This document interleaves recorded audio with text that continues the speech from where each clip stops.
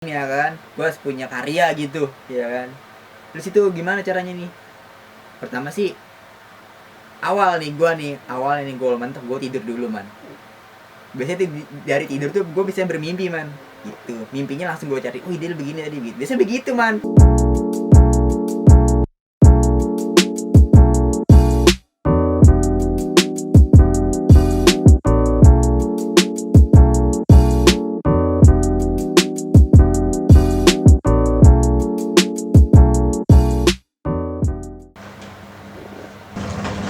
Soal videografi dan editing nih, Hmm. ada nggak sih tips-tips buat pemula yang mau belajar videografi dan editing? Siapa tahu murid-murid lu dengar podcast ini.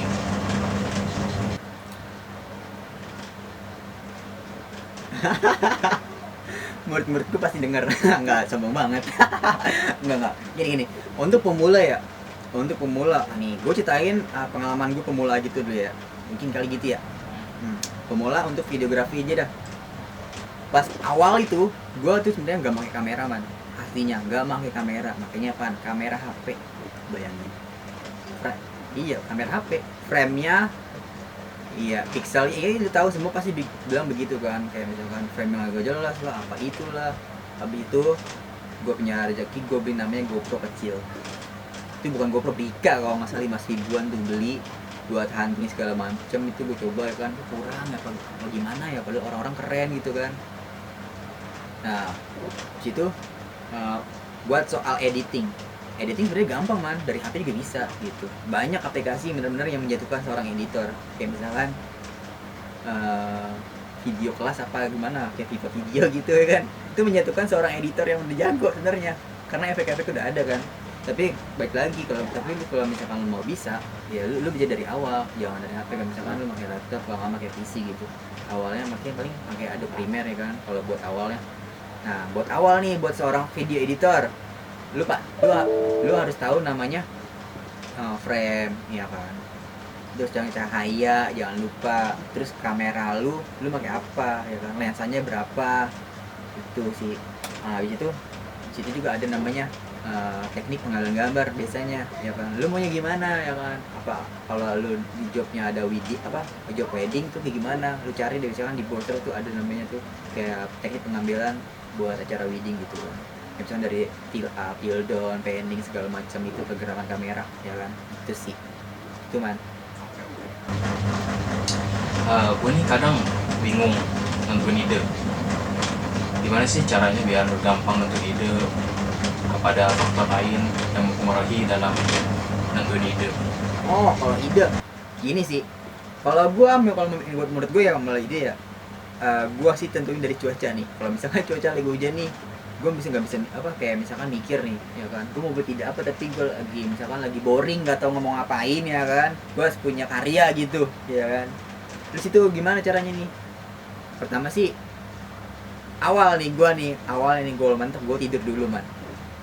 Biasanya tuh dari tidur tuh gue bisa bermimpi man, gitu. Mimpinya langsung gue cari, wih dia begini tadi, biasanya begitu man. Dari awal gue pertama bikin video, jangan tahu namanya video apalah, bis lah, pernikahan lah, terus kayak apa, motor lah, review segala macam, semua itu tugas segala macam. Itu sebenarnya gue pertama kali itu gue tidur, terus gue bermimpi. Caranya mimpi itu kan lu bangun, lu bikin gitu. Gue kira lu dapet ide itu pas lagi jongkok di kamar mandi. Enggak lah, itu beda. Nah, itu namanya lagi ngeden penderitaan. Kacau lu. Oh ya nih, kalau soal job nih, lu ini pemilih apa lu nerima job sesuai sama hobi lu, apa yang lain juga lu terima? Kalau gue job semua gue ambil man, apa itulah. Jadi kuli lah, apalah, jadi kuli bangunan lah. Lu mau percaya kan, gue pernah jadi kuli bangunan man. Percaya nggak lu? Percaya. Percaya nggak? Iya kan. Nih kalau gue jadi hobi pemilih tuh enggak cuy. Dan sih semuanya gue ambil, kayak misalkan jadi kurir, jadi kuli bangunan, jadi fotografer, terus jadi nganter barang segala macam, itu gue ambil karena rezeki nggak ada yang tahu cuy. Kalau rezeki lu dari Tuhan, lu ambil itu ya udah ambil, nggak boleh tolak. Itu sih kuncinya. Gue dari dulu sih begitu man. Gimana caranya gue bersyukur, kayak misalkan orang-orang emang enak sih, orang-orang bilang iya kerjanya enak ya kan, ngedit segala macem, hingga tidur ya kan, lupa makan lah apa itu, lupa bahagia segala macem lah apa itu. Tapi gue bersyukur ya, gue ambil apa aja gitu, namanya laki pekerja cuy. Gitu sih dari tanah bawah, dari lubuk hati gue tuh, karena orang gue tuh, orang tua gue sayang sama gue, ya udah gue sih kerja, ya udah gue kerja gitu. Itu man. Yang penting sih halal ya. Ya itu dia halal. Terus pertama halal. Kalau nggak halal yang buat apaan anjir duitnya? Halal lah. Lu tahu kan? Hasil semua tuh bisa lu lihat sendiri, gue tuh kayak gimana perubahannya cuy. Meningkat drastis. Job terbesar yang pernah lu jalanin apa? Oh ini dia. Job, lu tahu job terbesar gue yang gue pernah ambil itu bukan editing video, bukan fotografer, bukan. Gue karena orang tua gue dari mak gue tuh jago marketingnya gitu kan, gue terjun ke marketing man. Marketing namanya itu jual beli furniture, rumah, tanah, segala macam. Gue terjun situ. Pertama kali gue terjun itu omsetnya gede banget man. Dari 2 miliar 950 2 miliar 950 juta kalau nggak salah. Itu gue dapet komisi 75% dari penjualan rumah itu. Gede banget man. Lu kaliin aja berapa itu juta. Banyak pokoknya. Lumayan. Sendiri lah. Iya sendiri lagi. Bayangin. Itulah akhirnya gue pertama diterjun itu, gue ngumpulin duit. Akhirnya gue bisa kuliah sendiri. Dia sendiri. Awalnya mah gue nggak mau kuliah, tapi ya keinginan gue tuh butuh ilmu juga. Gitu loh. Ya udah akhirnya semua orang tuh emang sih bilang kuliah ngapain sih gitu kan, buang duit. Ya gue butuh ilmu cuy. Ilmu gue bisa dijual lagi nanti gitu. Kita kan juga perlu ilmu, dan nantinya juga kita bisa bagi ke yang lain gitu ya.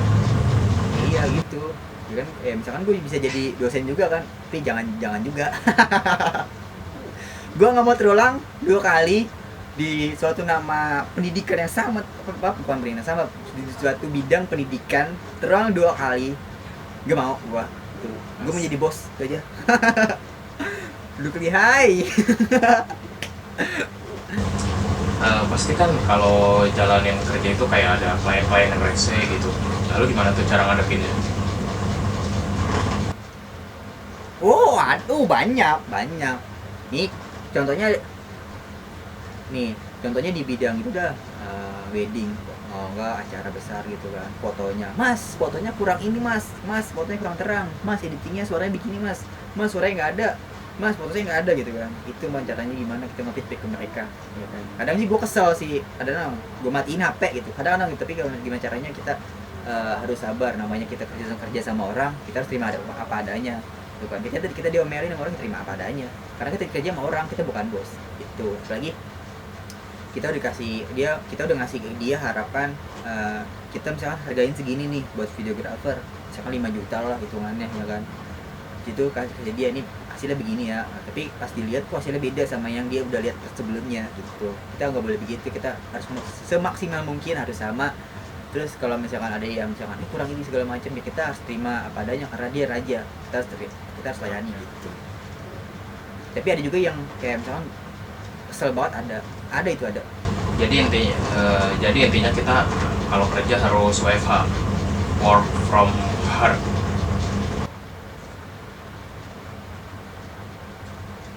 Iya, harus banget. Itu dia kuncinya. Sabar lah. Di situasi pandemi COVID-19 ini, gimana sih cara lu biar bisa tetap produktif?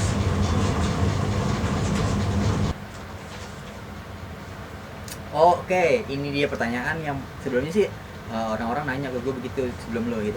Oke, caranya gimana gue produktif? Namanya bikin kayak misalkan gue sekarang lagi fokus namanya video editing segala macem ya kan. Gimana caranya gue harus dapat job segala macem gitu kan. Lu pengen aja sekarang cari namanya kampus yang benar-benar pasti kan. Sekarang kan namanya semua serba digital kan. Kita ngerekam diri kita untuk kirim ke dosen. Dan gimana caranya ya? Gue jadi joki kampus man. Lu nggak tahu kan? Jadi kalau gue jadi joki kampus kan. Kampus orang man. Gue jokiin tugasnya. Lu bayangin. Ya. Man. Jadi apa? Gue jadiin joki. Apa? Dia ngasih tugas dosen nggak bisa.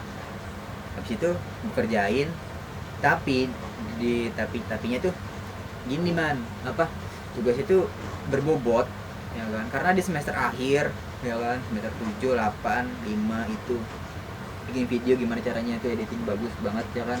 Ya udah gue ambil ya begitu, gue bilang kan nggak ada yang tahu, terima aja gitu, jalanin itu man. Tapi kalau ada juga man, gue ada challenge segala macem, gue produktif, gue apa bikin challenge inilah itulah ya kan. Ada orang bikin itu apa lomba di rumah gitu kan, terus kayak halu di rumah segala macam pernah gue yang pernah gue ikutin ya. Gue produktif, tapi orang beda kan, ada yang malas ada yang enggak.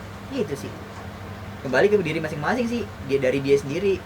Lu mau produktif ya, lu mau berkarya ya lu jalanin, kalau enggak ya udah lu diem tidur mimpi lagi sampai kapan tahu.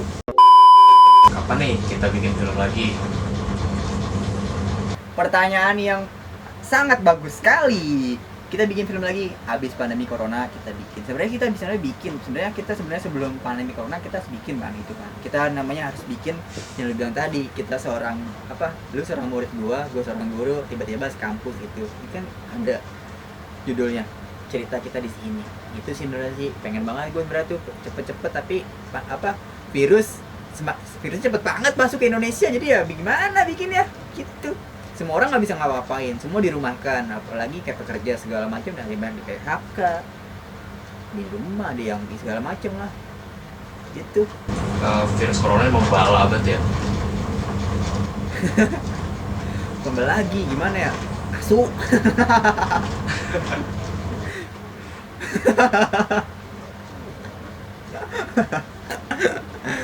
Enggak, tapi ya namanya ini apa pandemi corona ini kan jadi apa suatu musibah dunia, jadi kita harus ya sabarlah, semua orang rasakan, enggak kita juga kan gitu. Nah jadi sabar ya, kapan selesai udah gitu.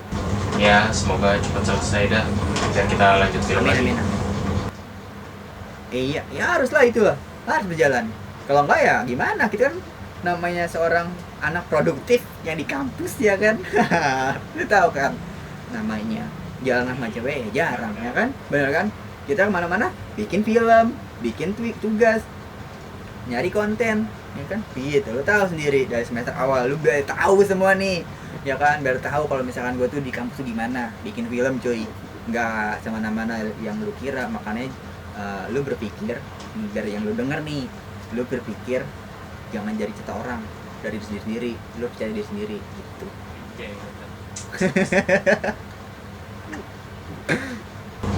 Ini ya, Apa gimana? ya pasti ada aja ya orang yang punya pandangan nih, kita tuh orang ngapain sih kita barengan mulu gitu, kayak gak punya teman lain, apa bareng, padahal mereka nggak tahu apa yang kita kerjain. Kita begini kan kayak biar kita gampang nyelesain kalau ada project. Jadi ya bukan tanpa alasan sih kita kumpul gitu, kita barengan mulu. Iya sih ada gitu. Pas itu gue juga pernah begitu tuh, lu ngapain sih berempat mulu, kalau nggak berlima begitu kan, ngumpul ya kan di satu tempat, jam yang sama segala macam gitu kan. Gue mikir ya lu nggak tahu isinya kita tuh sebenarnya tuh kita tuh mahasiswa yang aktif untuk mewujudkan suatu karya yang akan dikembangkan untuk apa dinikmati semua masyarakat Indonesia. Asik. Horas.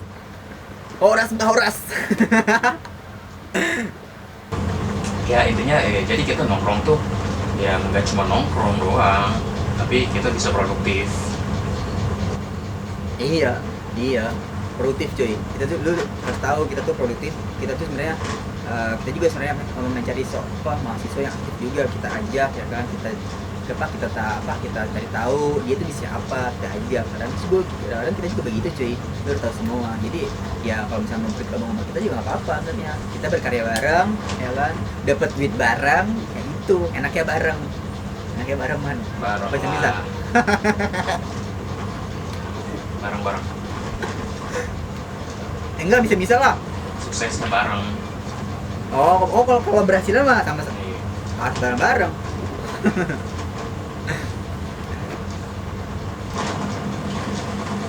Ada nggak sih pesan-pesan yang pengen lu omongin ke semua orang tentang COVID-19 ini?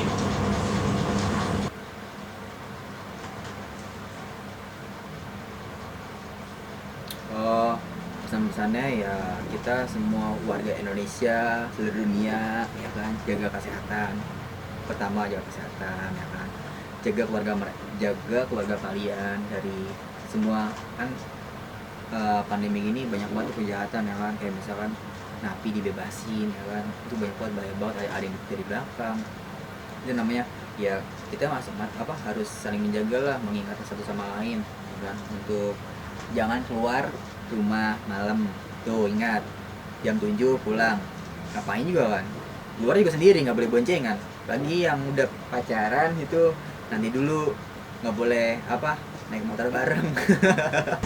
LDR Tuh iya, LDR lah. LDR-nya berarti sebentar doang, setahun paling nih. ya. Kalau disiplin mah ya pasti lebih cepat. Iya nggak, kalau misalkan kalian disiplin, yang mungkin nggak mungkin sampai lama lah pandemi ini. Yang gue juga nggak mau lama-lama cuy, gue juga mau nyari kerja, nyari semua lah yang dibutuhin gue lah, buat adik gue, orang tua gue gitu kan. Itu doang sih, yang karena yang gue sayang sih mereka, karena yang udah nggak pada skip habis itu udah man, apalagi nanya lo. Nah ini nih Apa itu? pertanyaan terakhir nih, lu milih videographer plus editor apa jadi guru? Alasan apa? Nah. Oh siap. Oke. Kalau misalkan gue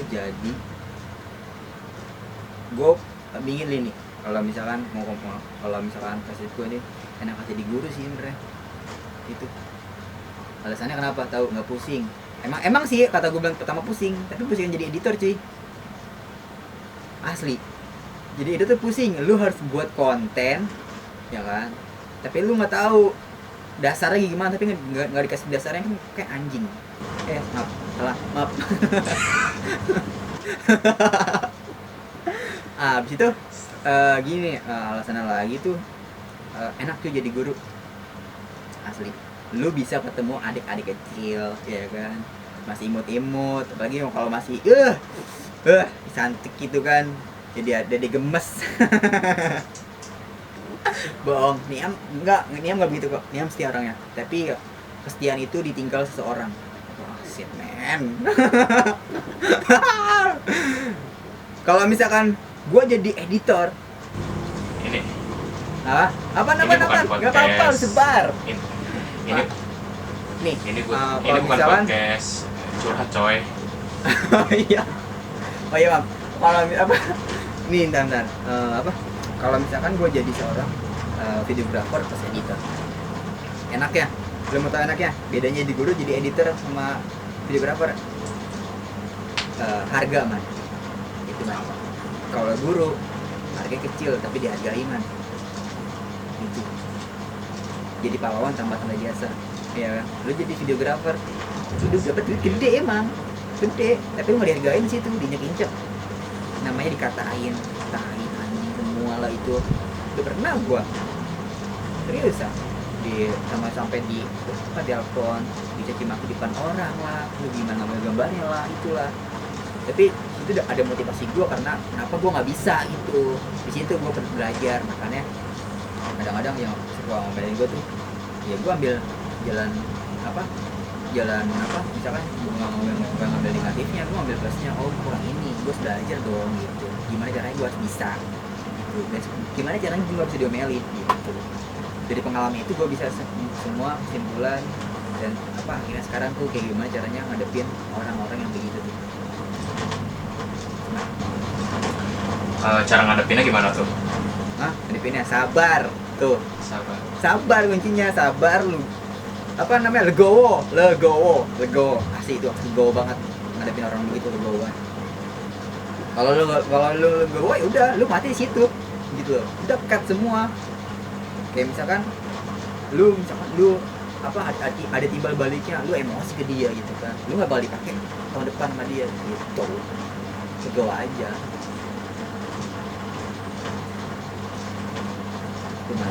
Ya intinya harus sabar ya. Legowo jangan sabar, iya, legowo legowo. aja. Kalau sabar ada batasnya, legowo aja udah. Apa kayak misalkan ada air dari atas sebes gitu keluar gitu. Kalau sabar ada batasnya man, lu nggak sabar ada batasnya tonjok aja. Ya. Atau emosi emang kan ada sabar ya tahu.